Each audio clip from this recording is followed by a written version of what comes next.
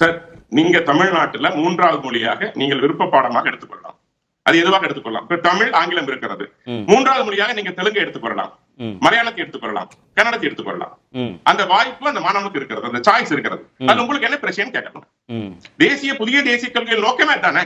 நீங்க விரும்புகின்ற மொழியை எடுத்து படிக்க வேண்டும் நோக்கம். அதுதானே கொண்டு வந்திருக்கோம்.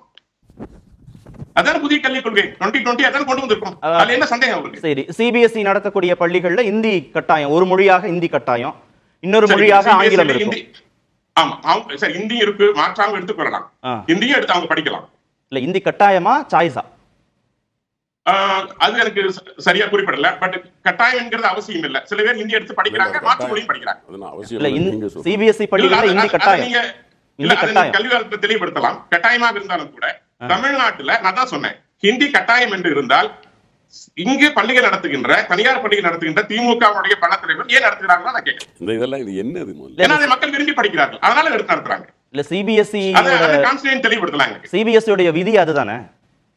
சிபிஎஸ்இ நீங்க பள்ளி நடத்தணும்னு ஒரு அங்கீகாரம் வாங்குற போது சிபிஎஸ்இ என்ன விதியை புகுத்தி இருக்கோ அது நீங்க நடத்தினாலும் நான் நடத்தினாலும் யார் நடத்தினாலும் அந்த விதியை பின்பற்றணும்ன்ற அடிப்படையில, அது திமுக தரப்புல நடத்துறாங்க, இல்ல பாஜக தரப்புல நடத்துறாங்க, யார் நடத்தினாலும் அந்த விதியை பின்பற்றணுங்கிற அடிப்படையில அங்க இந்தி கட்டாயம் தானே. ஒரு மொழி இந்தி கட்டாயம், மற்ற 2 மொழிகள் எதுவாக வேண்டுமானாலும் இருக்கலாம். அதுதானே. அது எனக்கு கிளாரிட்டி இல்ல, நான் சொல்றது கிளாரிட்டி இல்ல. ஆனாலும் கூட ஹிந்தி படிக்கிறவங்க, சிபிஎஸ்இ சிலபஸ்ல படிக்கிறவங்க ஹிந்திக்கு மாற்று மொழியாக படித்துக் கொண்டிருக்கிறார்கள். ஆனால் ஹிந்தியும் படிக்கிறார்கள். இந்தி கட்டாயம்னு திரு ரவீந்திரன் சொல்றாரு. அப்படியே தானே சார்? பேராசிரியர், சிபிஎஸ்இல வந்து Hindi must. Hindi is the primary language. அதுக்கப்புறம் நீங்க செகண்டரி அண்ட் ஆக்சிலரி லாங்குவேஜ் நீங்க எது வேணாலும் எடுத்துக்கலாம்.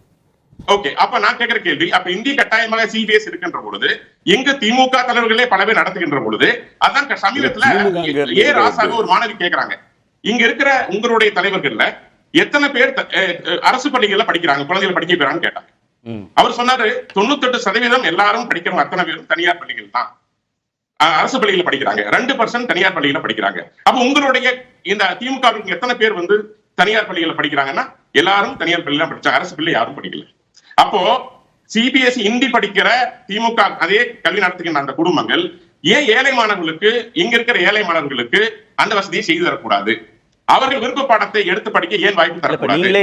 இப்ப தமிழ்நாட்டுல பொறுத்த வரைக்கும் இந்திக்கு வந்துட்டீங்க, இந்தியை ஏன் படிக்கலன்னு வந்துட்டீங்க.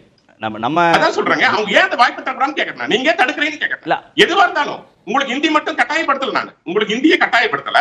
நீங்க பல லாங்குவேஜ் படிக்கலாம், விருப்பமான லாங்குவேஜ் படிக்கலாம். ரொம்ப தெளிவா அந்த தேசிய கல்விக் கொள்கை தெளிவா சொல்லுது, நீங்க ஹிந்தி மட்டும் தான் படிக்கணும் அவசியம் இல்ல, மலையாளம் படிக்கலாம், தெலுங்கு படிக்கலாம், கன்னடம் படிக்கலாம். அந்த புள்ளியை தான் நம்ம இன்னும் தெளிவுபடுத்திக்க வேண்டியதா இருக்கு.